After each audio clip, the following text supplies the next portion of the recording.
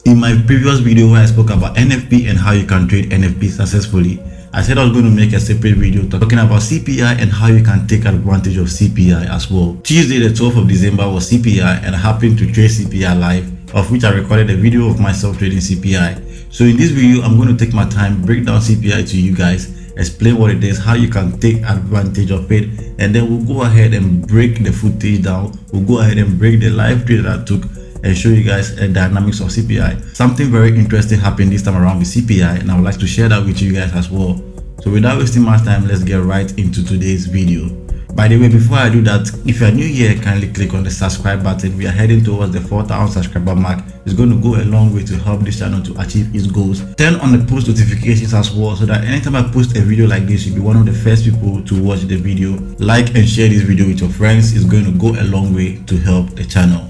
With that being said, let's get right into today's business. So if you can see on my screen right here, I have FOREX Factory, the website that I used to track all my fundamentals. This was Tuesday the 12th of December 2023, and then we're expecting three fundamentals for the USD concerning the CPI, which basically stands for what? Consumer Price Index. So we're expecting the core CPI month to month, CPI month to month, and then CPI year on year. So CPI, or Consumer Price Index, basically measures inflation in a particular economy. And then what is inflation? Inflation is basically the rate at which prices for goods and services rise.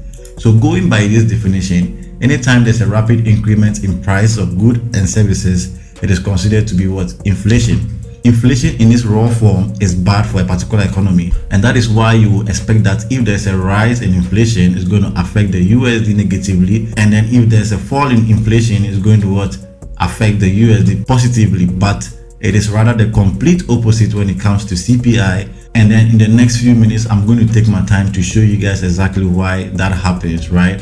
So when you take the core CPI, for instance, and you want to understand what core CPI is, all you have to do is to click on this folder right here. Everything about the news, you can learn about it. But what is important here is that core CPI measures the change in price of goods and services purchased by consumers, excluding food and energy. So core CPI basically measures inflation but excludes what?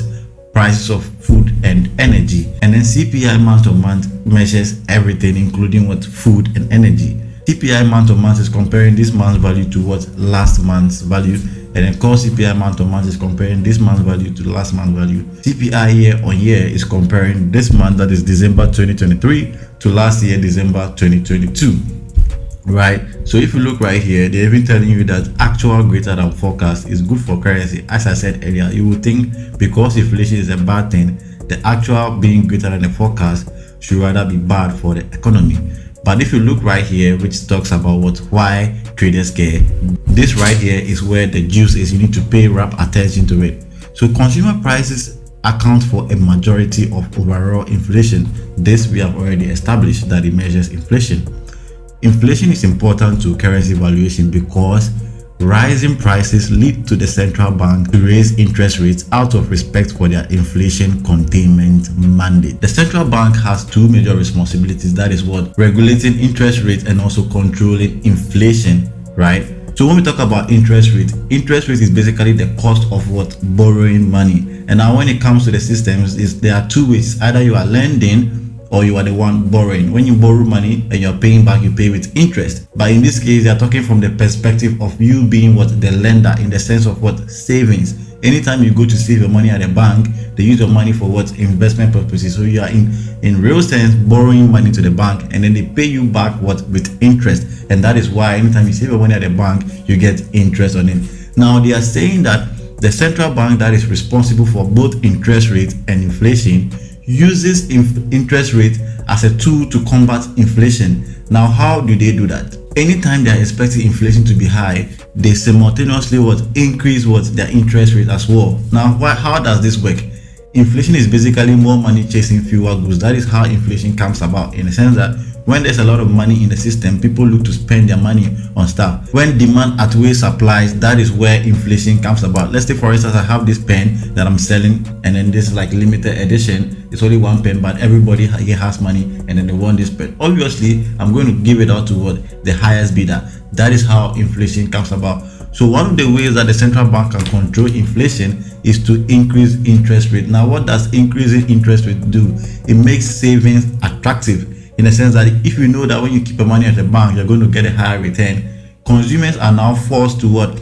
Deposit or take their excess money to the bank, thereby reducing inflation, in the sense that the money that was already in the system that caused people to go after the goods has a different motive now, in this case savings. So increasing interest rate will only let the population bring their money back to the banks, and then that is how they control inflation. Another thing I like to see when it comes to CPI is the actuals.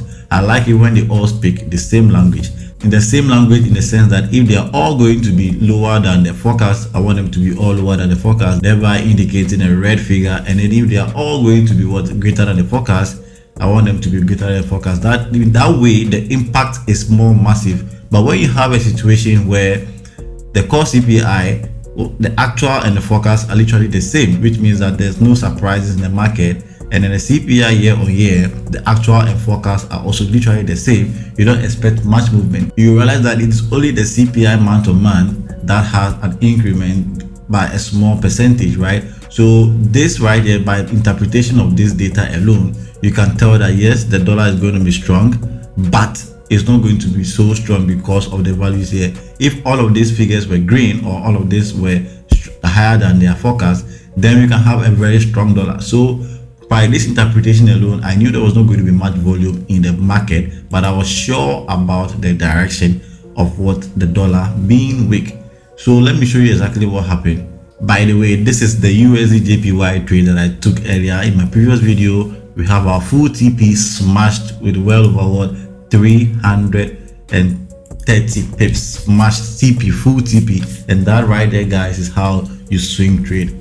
So I was looking to trade gold, right? I was looking to trade gold. They had the SY here, and prior to this movement, the SY was here for the CPI, right? The SY was already showing weakness for the CPI. So by buyers, a lot of people or a lot of traders were expecting the SY to continue, which of which they were not wrong, but I still wanted the data to be released before I take any decision. So even though the SY was pointing to weakness and the data came, the data indicated what? A strong dollar. So this is what happened. We saw the SY rallying all the way up, but not as massive as it's supposed to be, right? I'll show you guys on a 15 minutes time frame how I traded gold as well. This is exactly how it played out on a 15 minutes time frame for gold. At exactly 1:30 p.m. when the fundamentals were released, the first reaction we had from gold was gold buying, and then it was misleading a lot of people to get into the buy. But after I interpreted the data, I realized that this was going to sell. So I knew exactly what was going to happen, which was what? Fading the news. So this is where the news tends to go into the opposite direction first, and then resumes the main trend for that particular day based on the result that was released. And this right here, guys, is the reason why I don't use the pending order anymore for my entries when it comes to fundamentals, because pending order says that what? Prior to the release or few minutes to the release of the data, you set a buy stop up here and also what? A sell stop down here. But then if you do this is exactly what's going to happen to you, right? Once this news is triggered, the next thing you see is this next candle pushing you back into a drawdown, and then you see this next candle also pushing you back into further drawdown, subsequently even going ahead to to trigger this position, and then you're going to end up blowing your account. So what I did was to fade the news. And how do I fade the news? Don't worry, guys, I'm going to show you the footage shortly. But because I know this buy is a fake out, all I wait for is what? The market to begin to reverse. So the market went all the way up here, and then when it started reversing and came back to this zone, that is where I took my positions and I scalped all the way back down here. So if you look at the video right now, this right here is the footage from when I started trading. You can clearly see that this is what my MT5 platform. This is MT5 Real 2 Xness. I found 1,000 Ghana cedis which I traded for CPI alone. So as you can see, I was already in my position, sell 0.03. This was my first position, as I explained earlier, that when the move was coming all the way back down, that is when I took that position. So I just observed the candles, and then as and when it was trading, I just added some more positions. So if you look carefully right here, you can see the fundamentals already going in my favor. This is me adding another position. and then you're going to see me adding more and more positions. The market is just playing around, but I know how CPI works. I know how trading fundamentals can be, and that is why I was willing to lose all of the 1,000 Ghana cedis. The 1,000 Ghana cedis was my stop loss.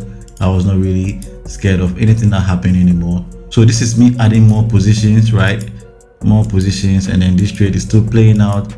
Trading this candle, it took some time, but it was making some decent profit up to this point. So as you can see, this was me sitting in a nice floating profit of what, 500 Ghana cedis. We had the market going further down in my favor. I was able to flip this account successfully, just following this simple rules that I shared with you guys. So that right here, there is how I was able to flip my account with CPI, following these simple rules that I share with you guys. So you need to really understand the fundamental that is going to be released. You don't want to just trade the fundamental blindly, and understand what the values mean, and then the impact or the expected impact is going to have on that particular currency pair. If you compare this CPI to what happened last month, you can see how volatile this news would have been, because all of these figures are pointing toward a negative or a weak dollar. All of them speaking the same language. So if you look at CPI, the last CPI, which happened on 14th November. Let me take gold and go to 14th November, and you're going to see the massive volume from gold, right?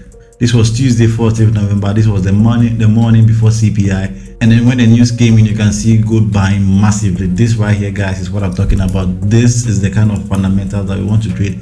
Nonetheless, when the market presents me with opportunities like this as well, because of my experience, I'm able to properly trade it and come out with somewhat good bucks for myself. So there you have it, guys. This is my simple way that I trade CPI. I hope it helps you, and then you learn something from me. In the next CPI, we can trade it together. Don't forget to click on the link in my description to join the Rick FS Telegram community, where I share signals and insane educational nuggets like this. Click on the link in my description to open an account with my recommended broker XNES. Don't forget to follow me on all social media platforms at RICK__FS, especially on Instagram and on Twitter. I'll see you guys in the next video. Peace out.